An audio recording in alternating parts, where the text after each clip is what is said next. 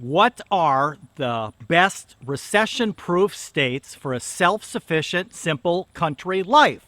What key recession-proof detail is most important to you?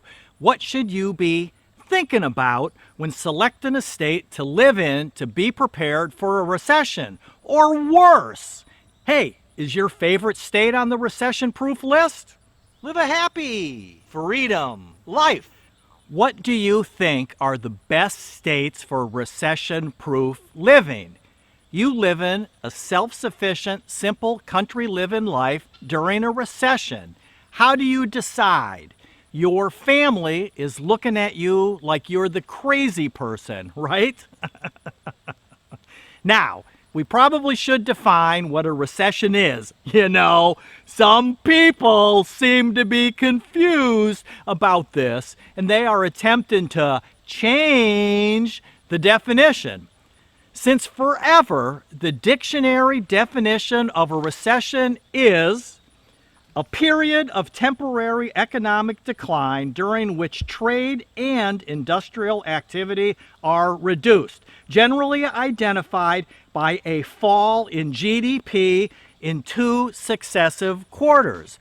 A fall in GDP in 2 successive quarters. And of course, we now have this with a negative GDP of 1.6% in the first quarter and a negative GDP of 0.9% in the second quarter. Are we in a recession?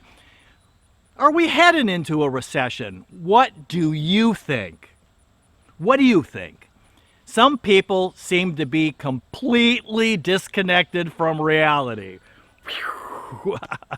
Speaking about reality, think of life as you floating down a river in a canoe. You can choose to just float along and let the current carry you, or you can paddle and steer your canoe. Some days are pleasant where you just sit back and drink a beer and relax. Hold that thought.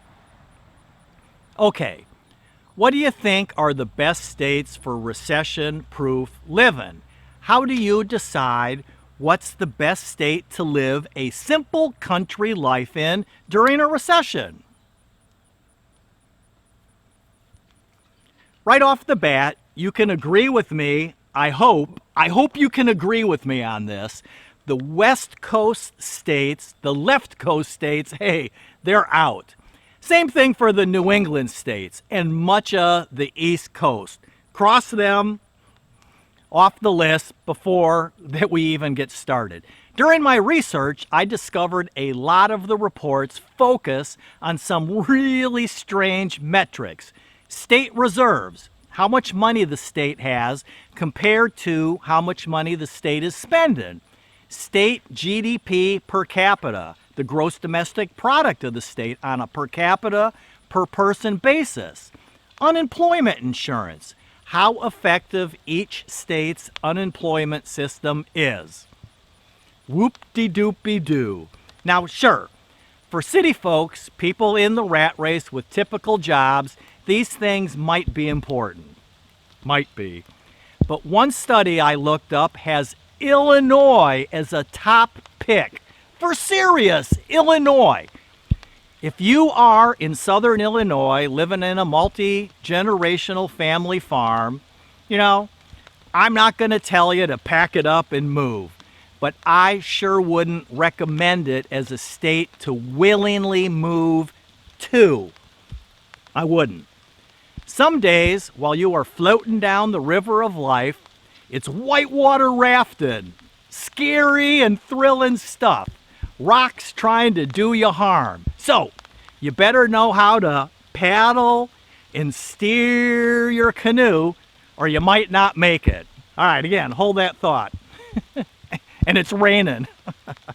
As a self-sufficient, simple life-focused person, you are more concerned about metrics like housing affordability. Can you afford a home in the state, right? State income tax and sales tax, because income and sales taxes will be a burden on you during a recession, and a state can raise the rate. So it's definitely something to think about. And Along the same thinking, the property tax rate of the state. We moved from our very rural home on 25 acres years ago because of the rising property tax rate in that state. We knew it was going to get bad. So, in no particular order, because you will need to consider what details are most important to you. Let's start with North Dakota, South Dakota, Minnesota, and Nebraska, part of the Midwest states. You know, you can even include Wyoming. The one issue with Wyoming is the cost of living. Otherwise, it's a great state. I really like Wyoming. You know, all those left coast people are moving there. Now, South Dakota and Wyoming have no income tax. Minnesota has a rather steep income tax. But if you're self-sufficient homesteader and you're not really making a whole lot of income, that might not matter. This is why you must consider what's the most important thing to you. Okay. The other states that I would consider are Oklahoma, Texas, Tennessee, and the only state that's way out there in the east, West Virginia. Actually, it's one of the better choices, but then remember, I'm not ranking the states. Texas and Tennessee also have no income tax, but Tennessee has one of the highest sales taxes. So again, this is why you got to think about what's most important to you. You need to carefully think about all of the variables. What can you do about living through a recession? We don't have any choice but doing our best to survive. And you might as well be happy, right? Be happy. Life is going to keep falling apart probably for the rest of our lives. How do you live through it happily while dealing with things out of your control? Some days, as you are floating down that river in your canoe, you're not exactly sure why in the heck you're doing this, right? What was I thinking? When you started, you thought it would be all fun and games. But now, you hear a banjo playing off in the distance. So you start paddling with a newfound enthusiasm.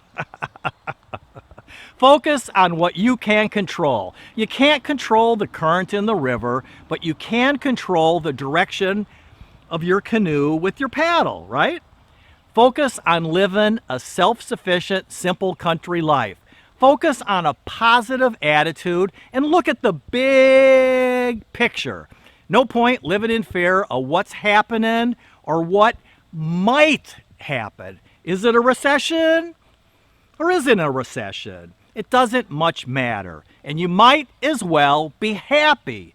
Don't let the busy, crazy, here comes a recession world dictate how you live your life. You decide how you will live your life. You decide. Live a happy, freedom life. Freedom! Thankfully, the rains is just sprinkling. It sort of held off for us.